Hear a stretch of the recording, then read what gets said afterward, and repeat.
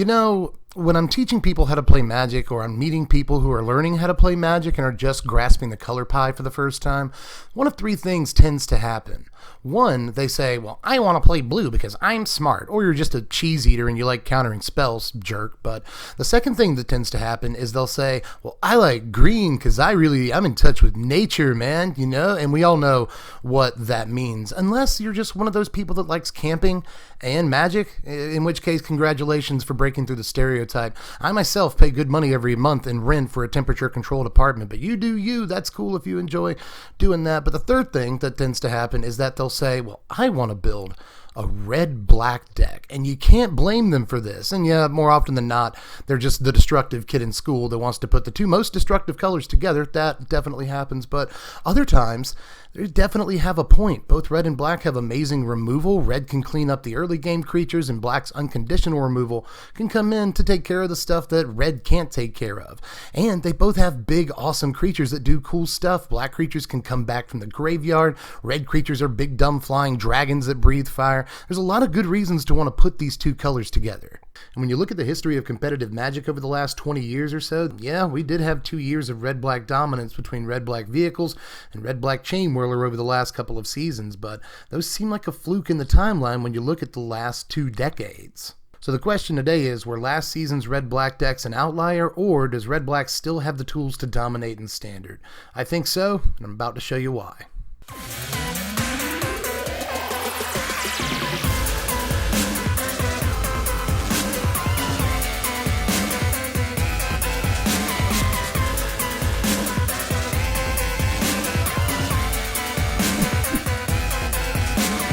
What's up, my wizards? It's Dev from Mtg down there. Like Magic, that's my channel, pointing at it and stuff. And today we're looking at the Rakdos tribe, but as the intro kind of begs the question, why? Why are we doing that right now? Well, sometimes I like to lead these videos off with the most important card in the deck, or at least the card that has all the synergies, you know? And this time, the card that I pick might actually surprise you a little bit, but bear with me here, because we're playing 4 copies of Midnight Reaper. This is how I want to kick things off, because this deck is mostly, I'll be honest with you, a pile of good cards. And not much works together, but what synergies are present are mostly due to Midnight Reaper. This allows us to draw cards, which black usually doesn't have the ability to do. Now, there's more in the deck that gives us both card selection and just pure card draw, but this is one of the better options for doing so. Now, it might cost us a ping every time, but a life is almost always worth a card, because drawing a card is one of the best things you can do in Magic. You know, this allows you to trade with your opponent's creatures in combat, but still stay up on cards. Or even when it cashes out, you get a card, which is pretty sweet. If nothing else dies while this is on the board, it still replaces itself, which is pretty sweet. And perhaps most importantly, we get to play Midnight Reaper in our deck. This card is just awesome, right? Like, on a personal level, I love this card. It's one of my favorite cards in all of Standard, but it helps that it's really, really good.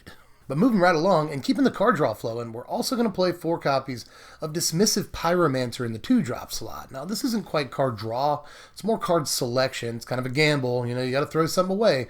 But you got a chance at drawing something better, you know? And often you'll just be throwing away a land or something else that you don't necessarily need in a given situation when you're digging for something. That extra card selection matters a lot, especially on a Bear with Upside. Those are just good cards, period, but this is also a removal spell for when you need it that takes out reasonably big stuff and synergizes well with Midnight Reaper for what it's worth. But I want to play another creature in the 2-drop slot, so I opted for 3 copies of Seeker's Squire. There are a few different things you could do in this slot. I like Dusk Legion Zealot. I even like Goblin Crater Maker, but for my money, I think Seeker's Squire is probably the best we could play. If you're looking for a 2-drop and you have a chance to play Sword of Merfolk Branchwalker, it's probably a good choice to play that 2-drop, you know? Sometimes this is just going to, like, dump a card that we don't care about to help us get to a card we do care about. Sometimes it's going to draw us a land, which is, like, the best function of the card, and it's got reasonably high toughness, especially if it does get the counter. It can block a lot in the early game and actually survive, so Seeker Squire has a lot of play on it.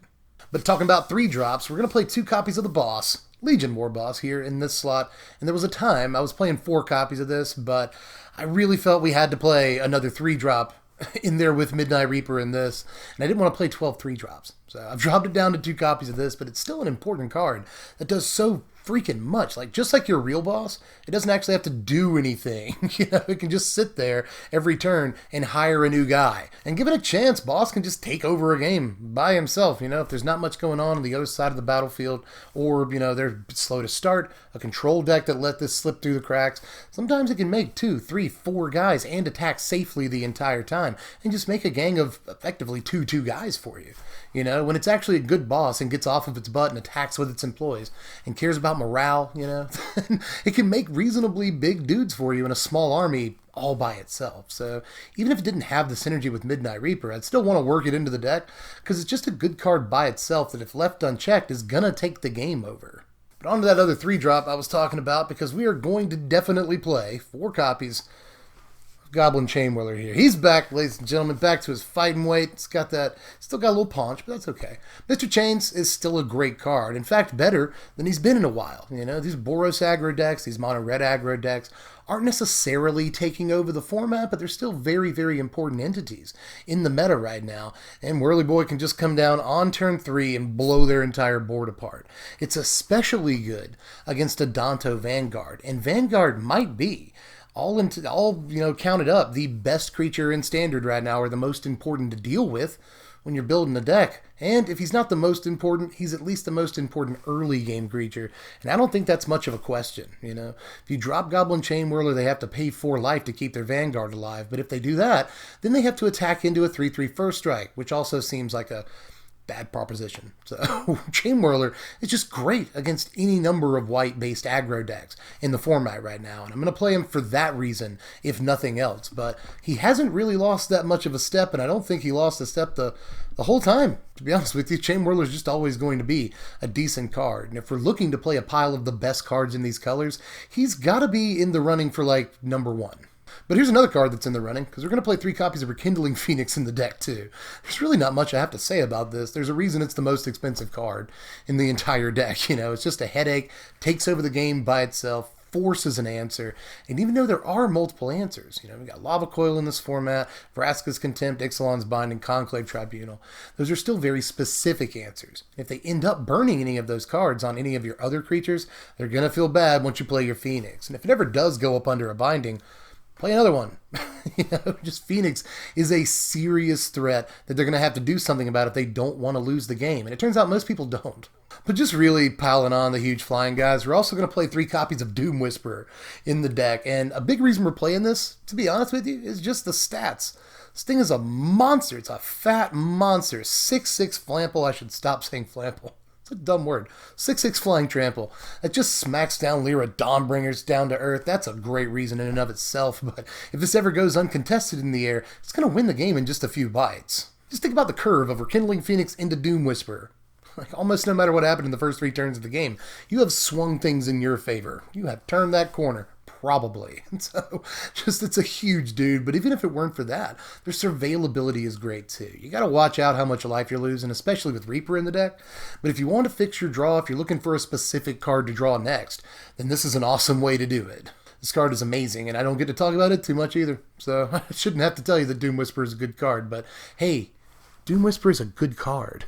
But we're not quite done with 5-drops or creatures here, because the last one in the deck is the 1 copy of Siege Gang Commander. I couldn't resist doing this because it just works so well with everything that we're trying to do in the deck. I think Doom Whisperer is probably the better card, all things considered, especially with Lyra Dawnbringer in the format. But what this can do for us is go wide instead of going tall. And sometimes that's more important. This is better reach in some ways, because this will just allow us to guarantee damage without even having to attack. Sacrifice some goblins, get in there for some damage. Kill that guy, hit you in the face, whatever. So there's a lot of stuff we can do for that, with that, and especially with Midnight Reaper in the deck. The ability to sacrifice goblins, do some damage, and draw cards is godlike. So we have to have at least the 1 copy of Siege Gang, if not more.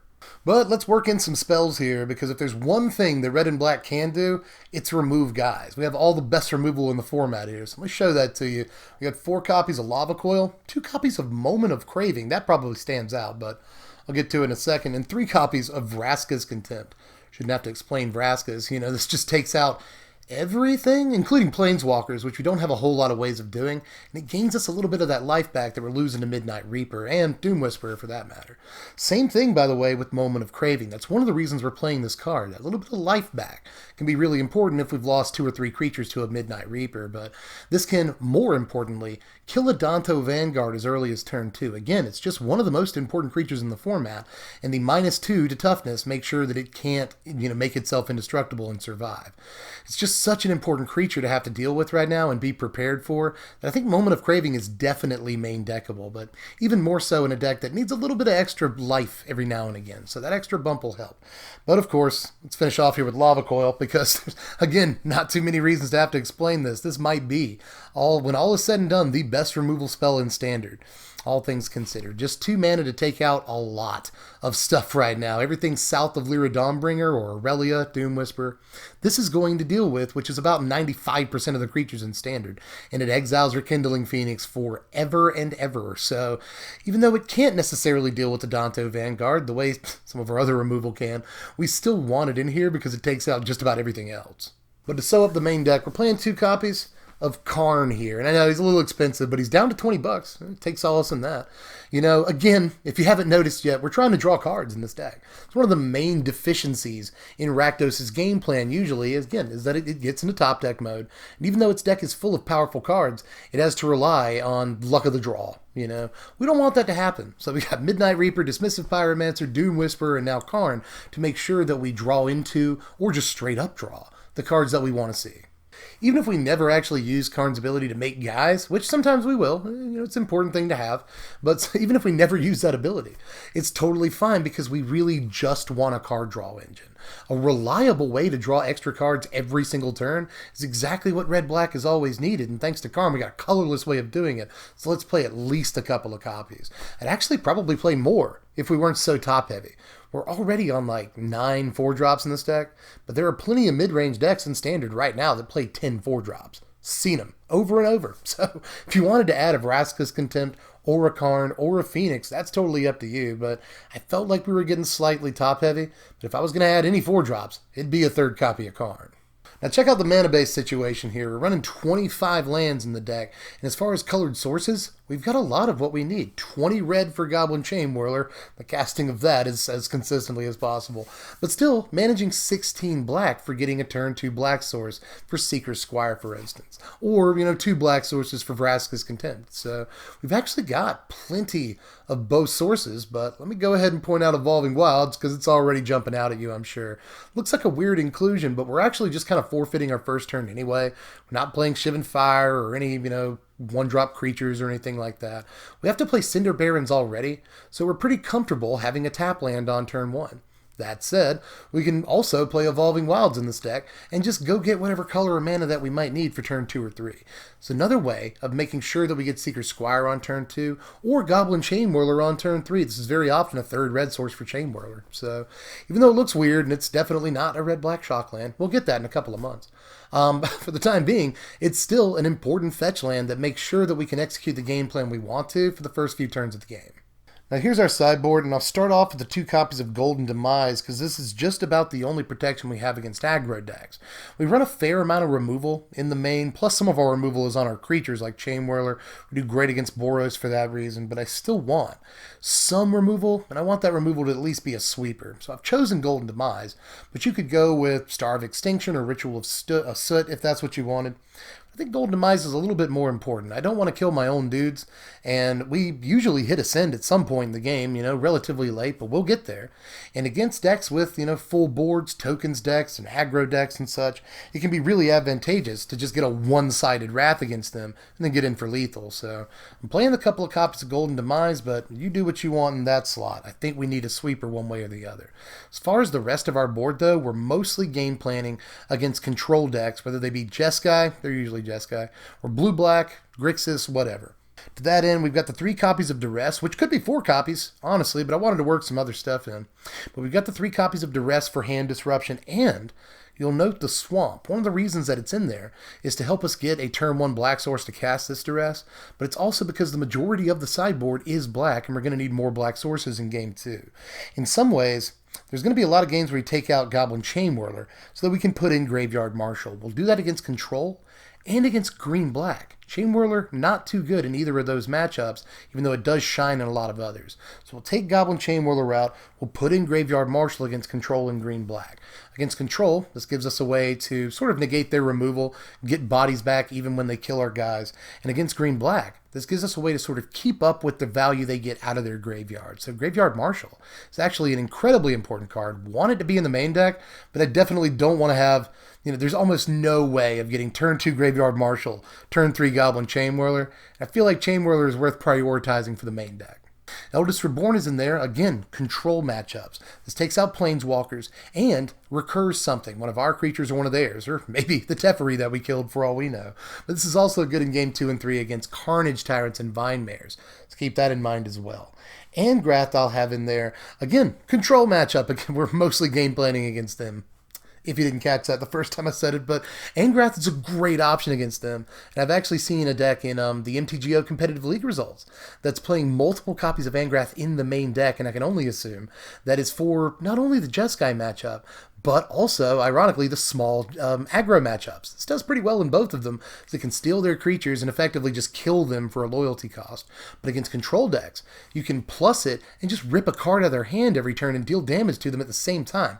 That kind of ability is gas against control, so put this in when you play Jeskai. Aside from that, the only other thing is Banefire, and what's that for? Control. Obviously. I don't have to tell you that. Banefire is probably the best anti-control piece for sideboards in the entire format, so run a couple of copies of that. Now here are your power rankings right here, and it's a high score here. A final score of 69. It's a funny score, haha, but it's also, maybe, I think, like the highest score we've done all season. And yeah, it's because it's a mid-range deck. Mid-range decks tend to do well in my scoring system. They're versatile, they have defense and offense, they have a lot of power when they're competitive mid-range decks. So got a lot of high scores in different categories, but again, it's for a reason. We do have a lot of good defense, we do have a lot of good offense, and we're a fairly versatile deck, so we do a lot here. We do a lot. We draw a lot of cards, a lot more than Rakdos usually gets to. We're playing the best removal in the format, and in a lot of ways, we're playing the best high-end creatures in the format too. So this deck has a lot going for it. You may notice I'm slightly more giddy about this deck than I have been in recent videos. That's because I have a lot of faith in it, man. I've been building this deck for a while. It keeps getting second or third in Patreon polls and not quite winning. It actually won this Patreon poll by 1 vote, believe it or not, but I'm so glad I finally got to do it. So I've been tuning it for a long time now. It feels like the entire format. This deck has been available in Patreon polls, but I finally got to do it. So I'm kind of happy for that reason, but it's also because I know this deck can win. Try this thing out. I'm not saying it's going to be the rogue brew that spikes the format and becomes the next best thing at the top tables. I don't have that much, self-confidence. But at the same time, I will say, I know this deck can win games. It just plays all the best cards in the format. And honestly, piles of good cards tend to be really, really good decks. And this one's no exception. And there are some synergies present. Again, Midnight Reaper synergizes with a lot of stuff. Dismissive Pyromancer when it sacrifices itself. Siege Gang Commander. There's a lot of stuff in here that you can get value off of Midnight Reaper without ever having to actually attack into a disadvantageous combat situation or get hit by spot removal. There's just a lot of stuff that we can turn Midnight Reaper into a value engine effectively. So that's really nice. So this deck does have some synergistic elements, but for the most part, it's just a bunch of good cards, and at the end of the day, there is nothing wrong with that. So if you want to try this thing out, and I hope you do, then click the first link in the description, go over to TCG Player and check it out. You can view the deck list there, order any pieces that you might need, and the total cost is going to come out to about $250, which is a pretty penny, but it's not as expensive as these Jeskai lists or even these Arclight Phoenix lists that we're seeing that are topping, $350, $400 or plus dollars. In some cases, these red-white mid-range decks that are topping $500. It's ridiculous what you're paying for a top-table Magic deck, and I think this can compete at the top tables. So if you want to look at it as a discount, you can. But order it off TCG Player if you really want to play the deck, because there's other sides where this deck will cost you as much as a Jeskai deck, $300, $300 plus in some cases. So don't overpay for it if you want to play it, and I hope you do. Check the link in the description. Aside from that, pretty sure I'm tapped out, so do the YouTube stuff, like it if you got the time to do it, subscribe to the channel if you haven't done it yet, and throw me $1 a month on Patreon if you got the Skrilla. It's not much to ask, but I know you work hard. you work hard. You know, I'm not gonna be selfish. If you don't have it, don't send it. But if you do have $1 a month, I'll let you vote on what decks you want to see next, and I'll let you know what videos we're doing 24 hours before they upload. So that sounds interesting, and you got $1 on you. Click the link in the description. Check out the Patreon. Help your boy out. I guess I'll turn it over to you. Your turn. You know, let me know how you felt about this. Other stuff we could play in this deck, other directions we could go in, because there's actually a fair degree of customization to this deck right now. I've seen more aggro versions of it.